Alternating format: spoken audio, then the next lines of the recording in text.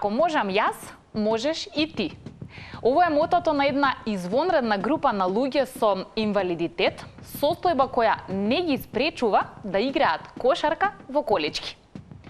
И нивниот замок на успехот, освен од илјадниците камчиња кои се минутите, часовите и деновите вложен труд во поглед на спортската активност, има посебни темели, поразлични од останатите, а составени од челична волја и на моменти неверојатна мотивација.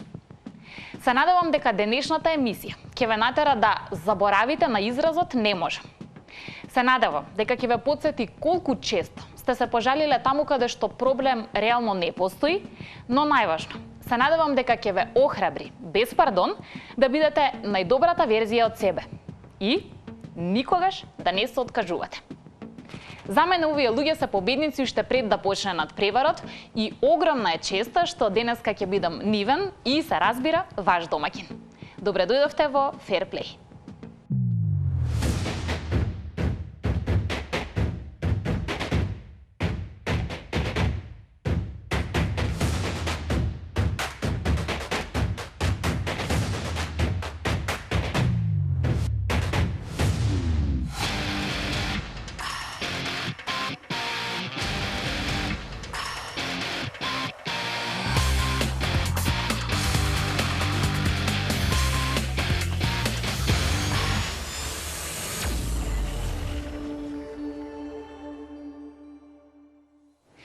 Оваа недела на моје големо задоволство ви носиме голема мотивација, една тема која што е поинаква од сите кои досега сме ги имале во емисијата, но со големо задоволство ја отвораме и се надевам дека соодветно и природно ќе ви ја пренесеме.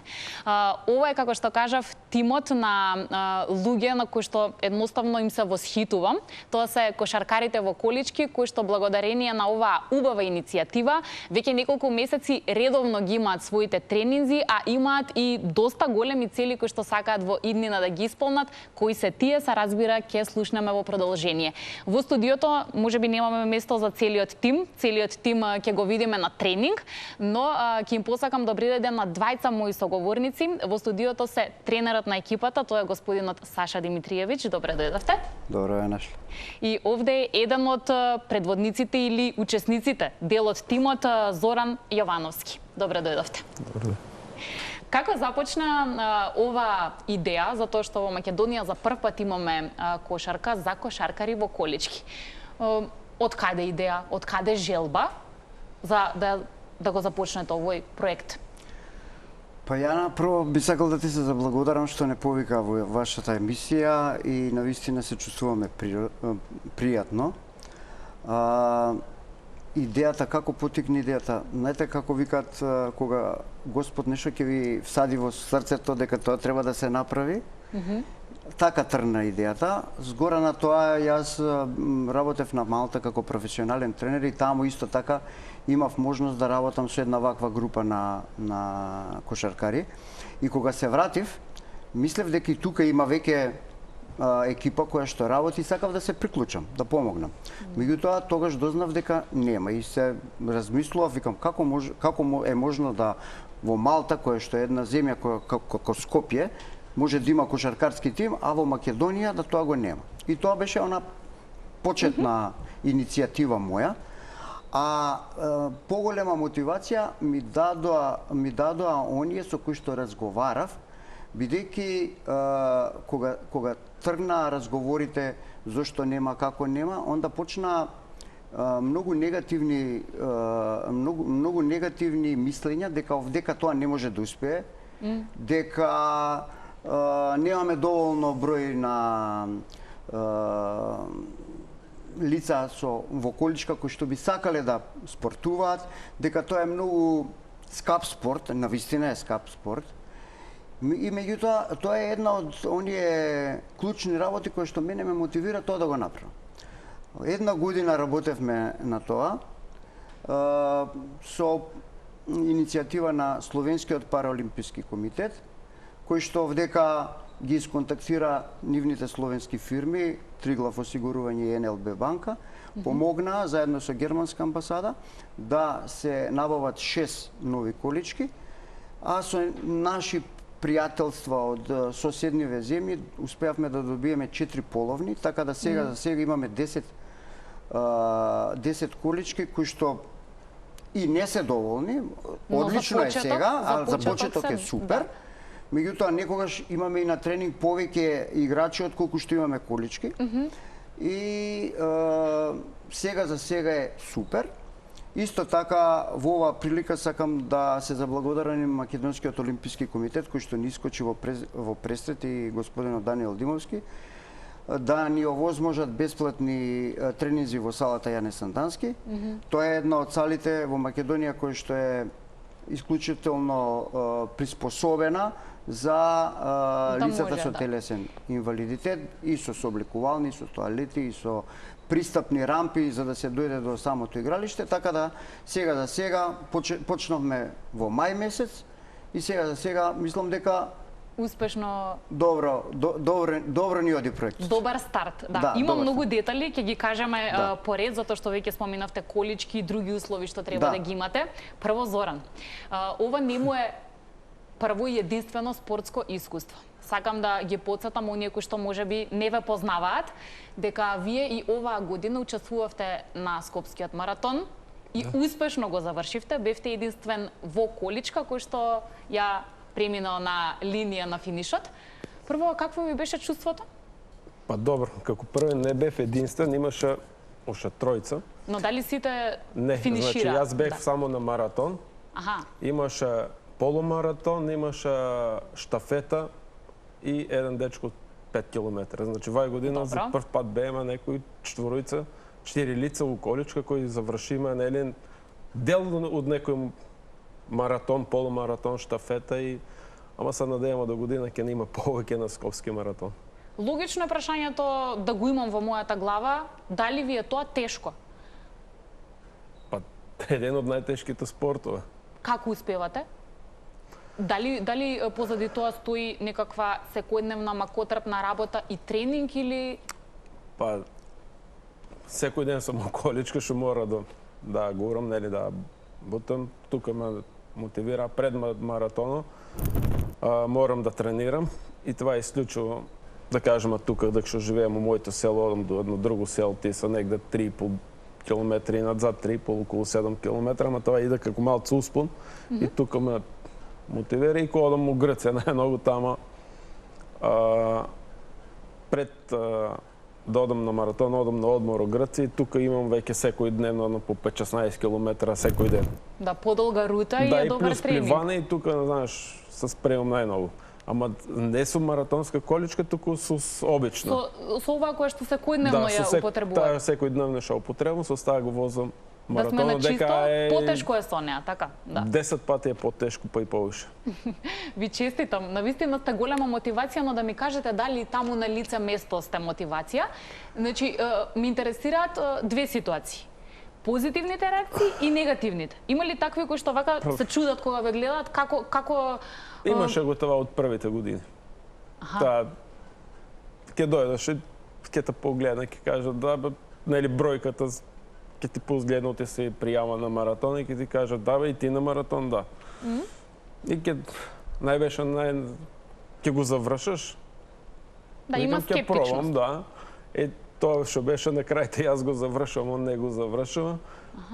Сега веќе на Скопскиот маратон, како што кажам, сам 5 пати, кој го имам успешно завршено и веќе сум дел од некој си тим што ме веќе знаат сите тие што трчам маратонци. И сега не има чудно повеќе, да, навикнати се. Нема тоа сега, например, да не ги поименам по име, ајде малце дај ни мотивација од тие вика. Така. Тука негде Криста паѓат негде на после 35 километар, тук се најтешки и ако ќе ме видат тука мене тие што се, ајде вика мора да го завршам. Браво.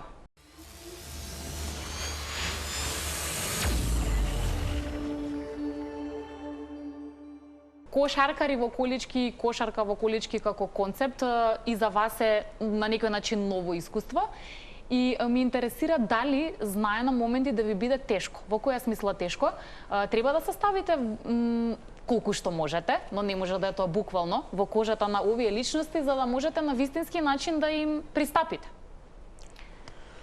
Па добро, да, точно е. Различно е од кошарката.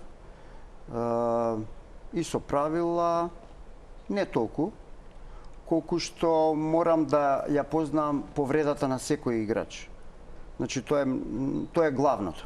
И во разговори со други тренери кои што ја работаат оваа работа подолгорочно, ми рекоа дека основната работа е да ја знаеш повредата на секој спортист, бидејќи нормално дека секој спортист има различна повреда и различни можности на движење на телото. Така. Другото е се исто. Другото е се исто затоа што техниката во однос на додавање, на водење, на шутирање е иста, но со една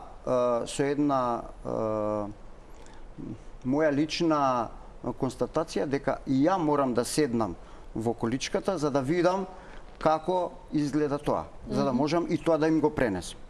Што значи дека сега за мене освен тоа што ја познам кошарката, треба да научам како и да ја возам количката. Ете, интересно, нели? Интересно и не Да. воопшто не вообичаено. Да. Каков тренер е Саша? Строг е? Не. Не е строг? Не. Ја пошто бев на тренинг го слушнав на моменти, знае да каже ајде дај конечно кош. Знае да свика понекогаш. Па Ако има многу Па промашување. тренер сум, јас логично. мислам, тренер сум, мора да кажам нешто така. Мора. Кога е нешто добро, добро е, кога нешто не е добро, не е добро.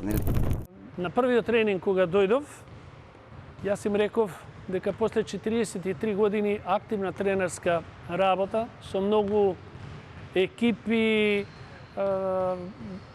репрезентации и слично, дека ми присигнува чест и задоволство да после 43 години почнам со работа со една ваква категорија, односно со инвалидизирани лица. Навистина, тоа се едни прекрасни личности со кои судбината си поиграла и ние сме тие што на некој начин ова е хумано дело, сакаме да им помогнеме да преку спортот се вклучат активно во целокупното општествено живење. Секој од нив е приказна за себе. И јас и Саша мораме да имаме, да поседуваме таа енергија и да им пружиме се на нив, бидејќи, како да ви кажам, на некој начин како они да се отфрлени од општеството, од она сивило во кој што западнале.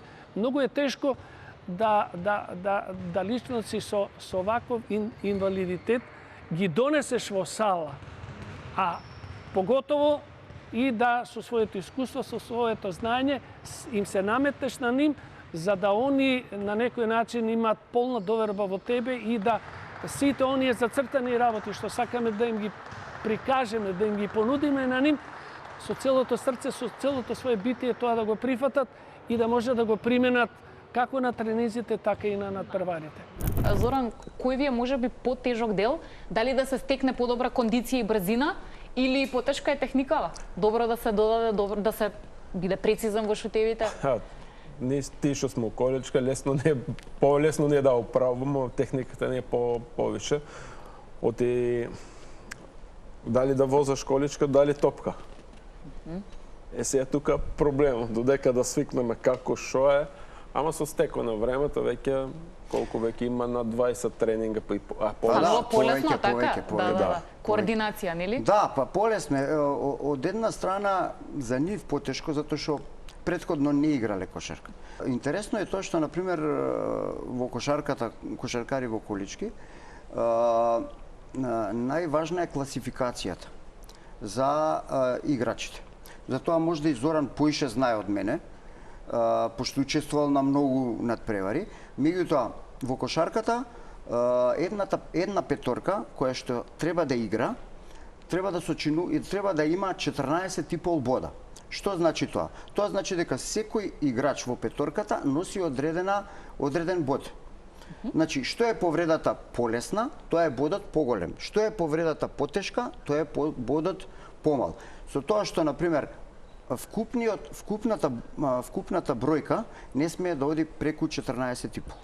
Што значи дека тука има разни тактички варијанти у кои што кога искача некој со одредена бројка, например 2,5, треба да се стави некој играч кој што и има таа бројка, 2,5. Што значи дека тоа малце и отешнува, меѓутоа е доста правично.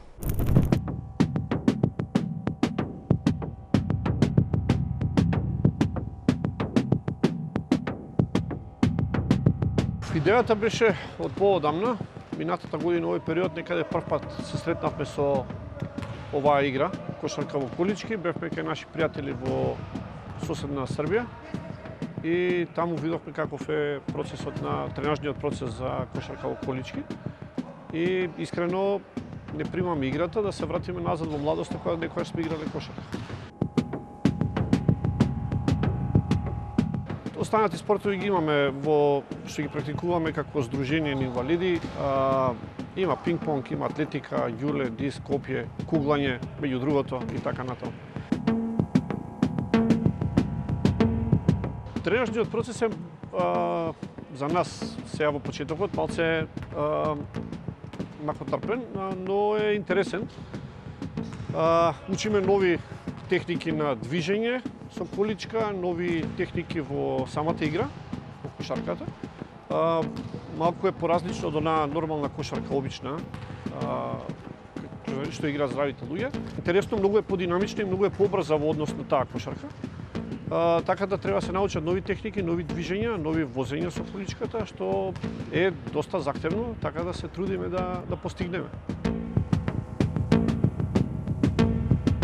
Целата таа комбинација која што треба да се склопи како координација на движење околу возењето на количка, покретите со телото, движењето со количката и водењето на топката и шутот е процес кој што стварно треба да се совлада, бидејќи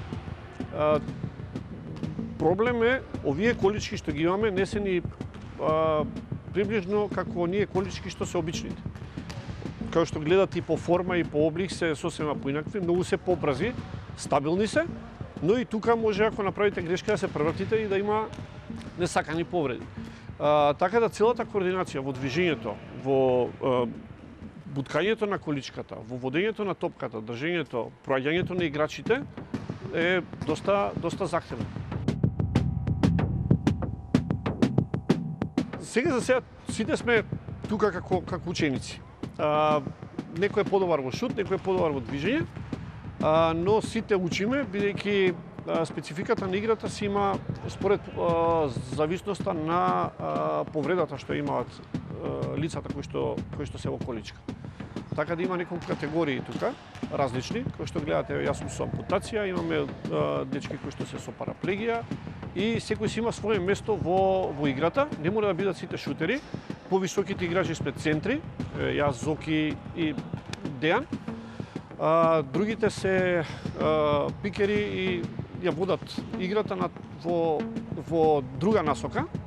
Прават блокови, прават простор за да може да се движиме по теренот, да пројде топката. Нормално, целта на играта е да дадеме кош. Тренерите, да, захтевни се бараат. Да кажам, не малтретираат, ама ни ја вада душа. Ни требаат повеќе играчи. Слободно нека се пријават сите деца, сите дечки кои што сакаат да играат кошарка во колички, да дојдат во салата на Сандански и да пробаат како е тоа, каква е играта. Може ќе им се бендиса, може ќе ја засакаат играта, па ќе останат да се дружат со нас.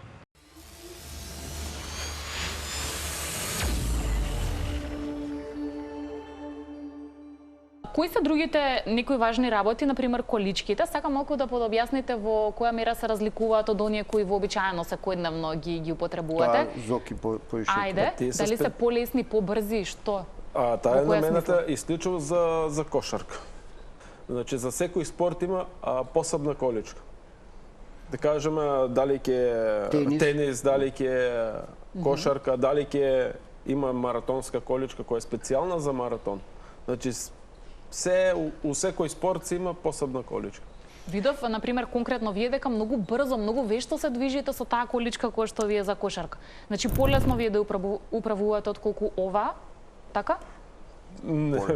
Па се таа е исклучиво, ти се например има напред и назад тркала, Значи не можеш да се превратиш лесно. Например, со стаја да кажеме, можеш. Добро. А исто така е многу важно да се каже дека секоја количка е индивидуална количка. Значи не може, например, количката од Зоран да ја вози некој друг.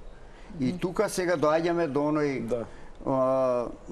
оној дел кој што е за нас малце потежок, заради тоа што една таква количка чини преку 4000 евра.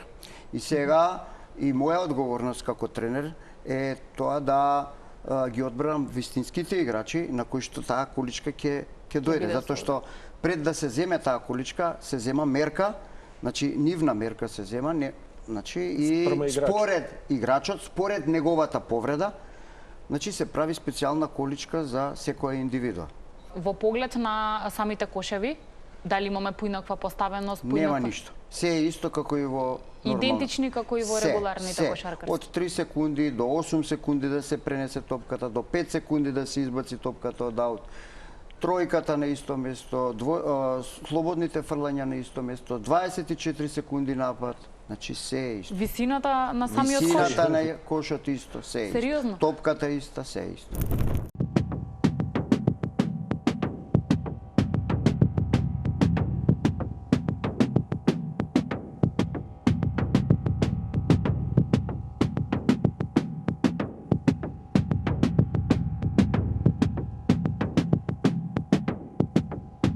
Имав прилика на страна да видам како функционираат овој спорт, кошарка во количка, и баш ме заинтересира. И ова е убава прилика да се проба и кај нас. Мотивација ми е учество на поголеми надпревари како Европско првенство, светско, па и Параолимпијада. Се надевам дека со овие момци овдека ќе го постигнеме тоа со тренингов, со нашиот тренер, да стигнеме до тоа ниво да учествуваме на тие надпревари. Се уште сме на почеток, се уште запознаваме со зимање на топка од земја, подавање, потешко е погодување на кошот, така да баш идеме чекор по чекор и ги учиме тие вештини да бидеме конкурентни на светските прорвачи. Па да, кога не си активен, се случува понекогаш се добие малце поголемо или помало воспалување, меѓутоа тоа се надминува, тоа е дел од тренингот и се надминуваат тие работи. Па поише сум во одбрана. Примерна дисциплина ми е стрелаштвото. Кога немам надпревари со стрелаштвото, се доаѓам одека на кошарка. Стрелаштвото на некој начин е посмирен спорт. Мораш да бидеш фокусиран, мирна рака да речеме. И тоа, додека кошарката е тимска игра, бара малце поагресивно однесување, да се нападне, да се одбрани и како да речем, добро е за да го измориш срцето на некој начин, за кондиција, за така тие работи. Па еве, може да се каже дека на почетокот ми беше тешко да ја солодам техниката како да земам топката од земја. Меѓутоа сега ми е тоа многу лесно и тоа ми е усовршено. Можам да издвојам од оваа година учеството на светскиот куп во Хановер, каде што освоивме прво место заедно со мојата колешка Оливера Маковска-Бикова во микс тим на 10 метра воздушен пиштол. Следен предизвик ми е да освоиме квотата за учество на Параолимписките игри што ќе се одржат во Париз следната година. Се надевам дека на следниви надпревари што доаѓаат до година ќе успеам да го постигнам тоа и да учествувам на Параолимписките игри. Никогаш не е касно да се започне со спортување. Така да им порачувам на сите колеги, да речеме, што се во моја слична ситуација, дека може да дојдат да се појават овде кај нас во Јане Сандански спортски центар и да се пробаат. Чувствувате ли големи разлики во поглед на тоа откако редовно спортувате, рековме и други спортови, маратонот е тука, ми кажавте позади камерите дека сакате зимски спортови и скијање. Кога сето тоа ќе се собере на куп, а вие редовно го практикувате, во која смисла ви помага тоа? Се чувствувате на вистина подобро? Па нормално, едно по-добро за моето здраве, како што спортувам, а и второ, немам време за друго. Значи, летто ми е у летни спортове, зимата ми е у зимски спортове. Знаете ли да инспирирате и други познаници кои имаат инвалидитет да дојдат со вас да спортуваат? Дали сакат да доваѓат, тоа е малце поголемо прашање. Зошто? Па не знам. Ке ми се јават, сакам да дојдам, ама таман кој треба да дојде, не ќе да дојде. Значи, како најпрвен, тек еднос ние се собираме на едно место, што се вика Саша, 10, 11, 12, па 15 луѓе кои сме со иста повреда. Значи, кај нас, да кажеме, например, ако бееме у друго општество, например, да имаме исти термини со здрави лица кои се со попреченост, па немаше да не има толкова број. Од ние, например, да кажеме, повеќето луѓе сме повредани. Од повреда сме лицо количка или ампутација. И не е срам, например, да се соблечеме пред друзи. Додека, нели, това измеѓу мене, нели, кои сме колеги. И после тоа веќе ние, кога ќе почнеме еднаш, два пати, три пати, тоа веќе тај скептик го губиме и починаме веќе у цело општество се уфаќа. Јас, например, веќе сум упфатен у цело, ама, например, лицата кои се едност повредени е многу тешко да ги извадам од дома. Значи, еднаш да дојде, два пати повише... Ќе биде полесно потоа. Добро е, кога веќе зборуваме во оваа насока мотивацијски, што е тоа што вас ве мотивирало да не се откажувате едноставно и животот со поинаков концепт, но да го живеете вака, што е за секој поздрав, навистина? Па, што ме мотивираше? Ето, секојдневниот живот кој сум у количка и желбата за живот.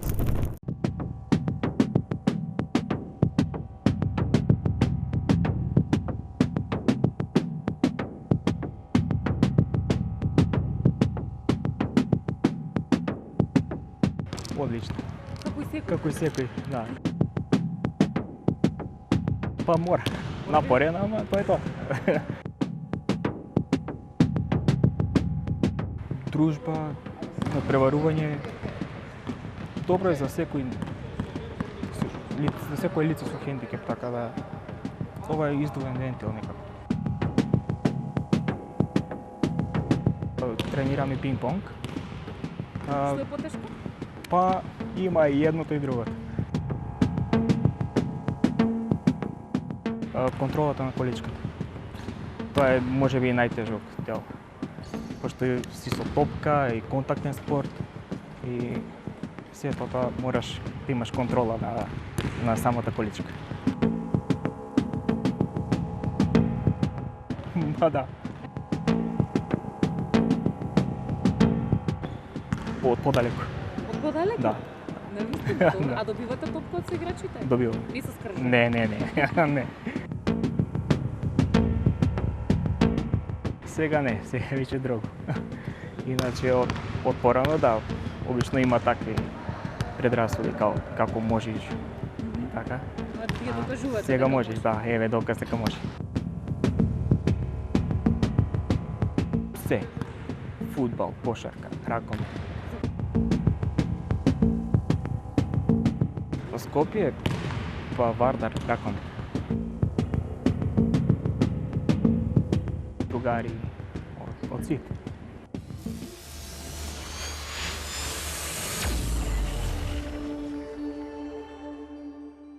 Саша, сега можете веројатно подобро да направите разлика, бидејќи сте работеле во кошарката долго. Сега имате вакво искуство. Дали тоа мислите дека го менува и ќе го промени воопшто вашиот пристап кон сите со кои што и во иднина ќе работите? Па сигурно. Дали се машки кошаркари, женски и така да. натаму, без разлика? Да, сигурно е тоа. Мислам, без разлика на една друга компонента која што за мене многу важна е тоа што, например, сега бевме на еден турнир во Црна Гора и јас тоа за мене беше едно прво, иако они учествувале на разни турнири и иделе заедно, тоа беше мене прво искуство со нив да одам негде надвор, повеќе дена. Значи, јас навистина бев онака пријатно изненаден од нивната, како да кажам, пожртвованост, од нивното другарство, од нивната желба еден на друг да помогнат, од нивната желба да учествуваат во, например, ако на некој му треба помош, сите доаѓаат за да му помогнат. Значи, тоа за мене беше навистина фасцинантно и многу убаво се осеќав во нивно друштво, иако беше, ете така, прво мое искуство. И се пример како треба, например, ние... Сите останати да се однесуваме. Сите останати. Од друга страна, морам тоа и да го споменам, ние имаме пола тимни се македонци, пола тим се албанци.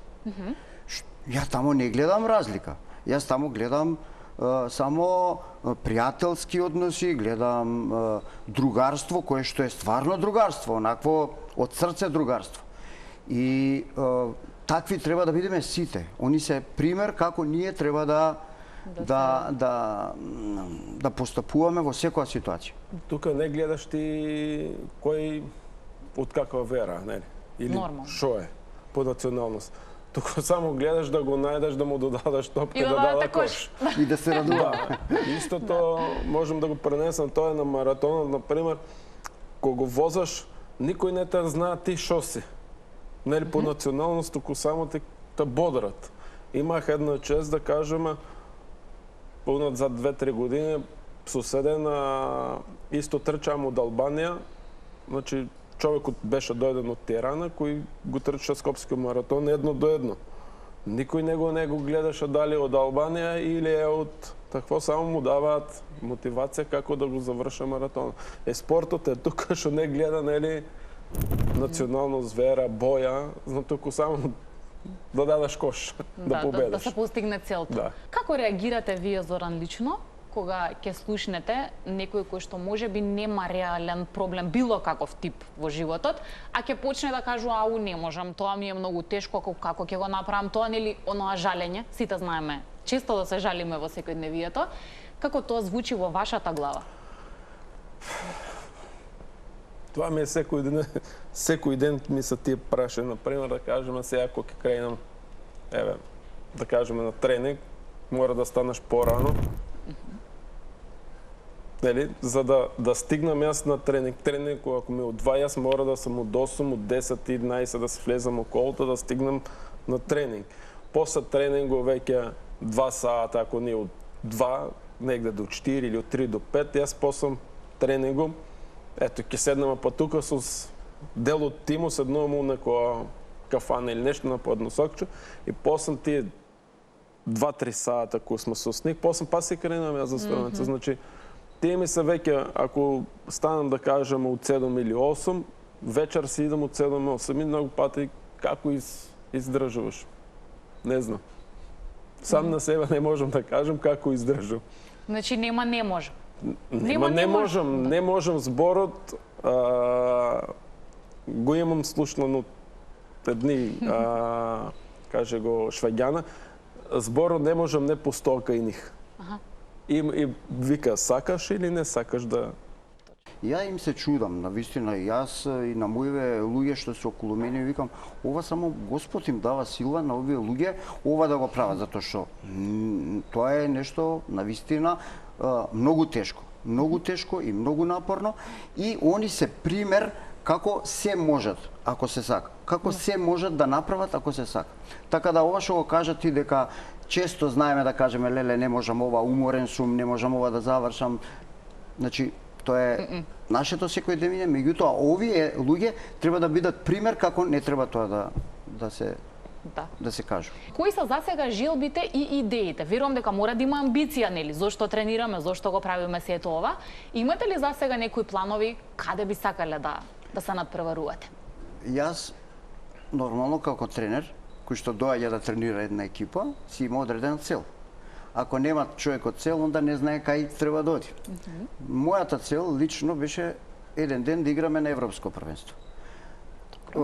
Како што во кошарката во колички, значи има С дивизија, има Б дивизија и има А дивизија. Значи класифицирани се според квалитетот. Нашата цел е прво да дојдеме да играме С дивизија.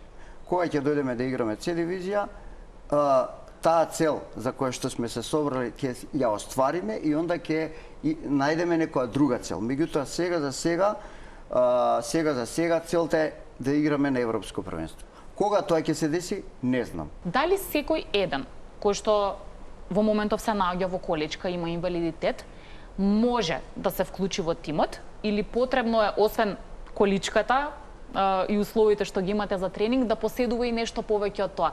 Сигурен сум дека талентот за возење количка, талентот за издржливост, у однос на издржливоста, у однос на талентот кој што го имаат можда за други спортови, например зоки, скија, плива, параглайдери. Да, едноставно спортски тип. Да. Например, оди теретан, идат некои теретана. Некои тоа не го прават. И нормално е дека оние кои што се бават со спорт, дека кај нив и сите овие работи и елементи од кошаркарската игра многу полесно ги усвојуваат отколку овие други што до сега не тренирале.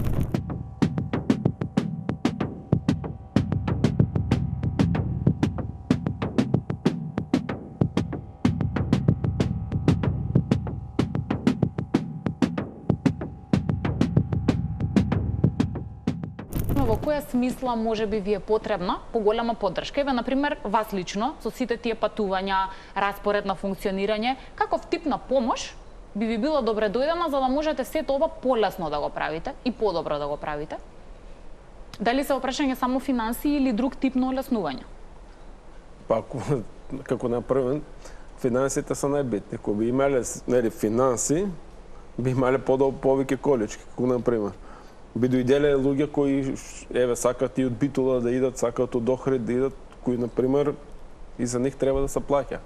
Значи битното е што викаме на прво место се финансите. Кога има нели доволно финанси, ќе има повеќе подобра организација. Јас на пример сега се соочив на ова прво патување се соочив и со тоа што на пример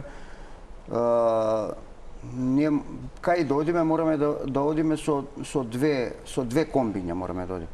Затоа што или со коли и со комбиња, затоа што играчите, например, ако имате 10 играчи, они имаат своји колички, така како што Зоран има своја количка. Меѓутоа носиме уште 10 други колички кои што ни требаат за играње. Што значи дека ние у старт носиме 20 колички. Ме разбирате, и сето тоа нас ни представува проблем у однос на кога треба да одиме на некое патување, кога треба да одиме на некој турнир.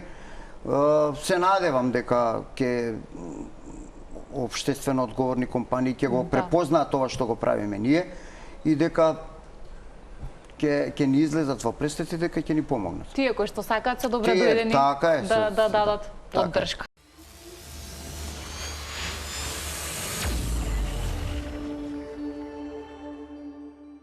Се надевам дека доволно детали споделивме колку што и времето ни дозволува. За крај сакам малку и како фанови на крајот од денот на спортот да ве потпрашам по нешто.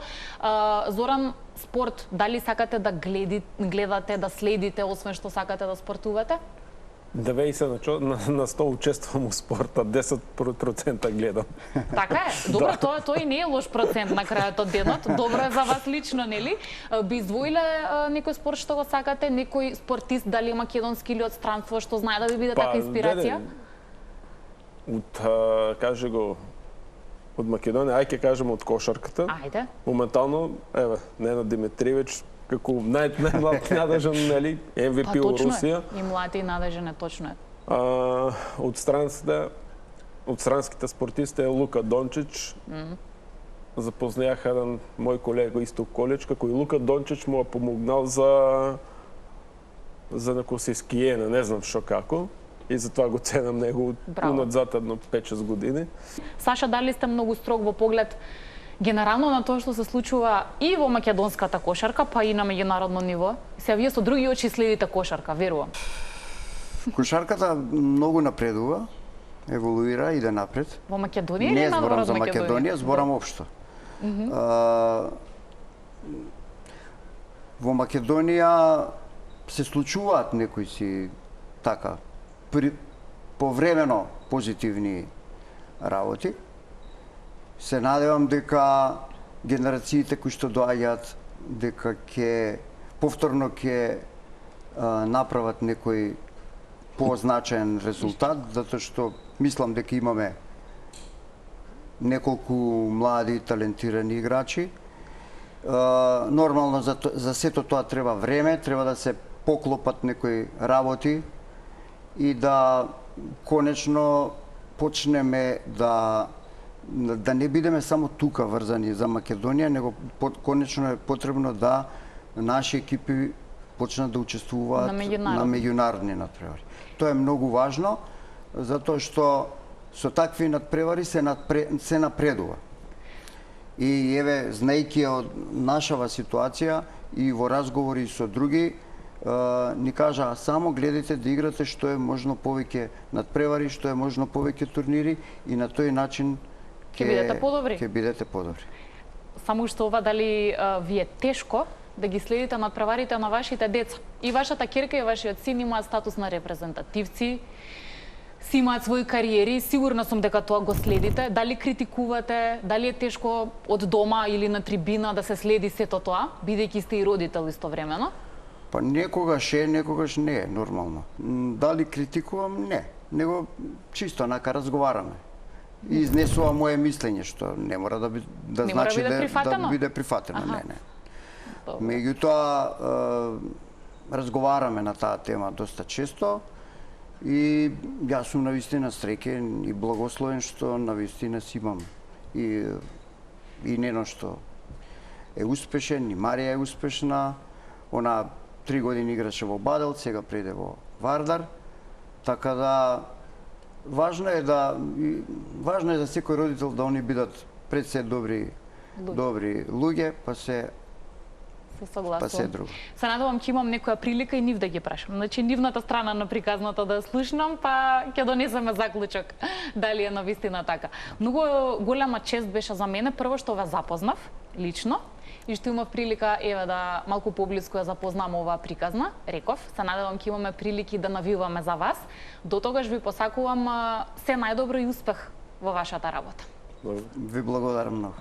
Ви благодарам многу до некоја следна прилика, а и со нашите гледачи редовно ќе имаме нови прилики за да зборуваме на тема спорт и да поставиме нови теми кои што се поврзани со спортот, а секогаш се вистински добра мотивација за сите нас. Стандардниот термин на Fair Play е недела 16 часот и 15 минути на Телма. Се гледаме за точно 7 дена.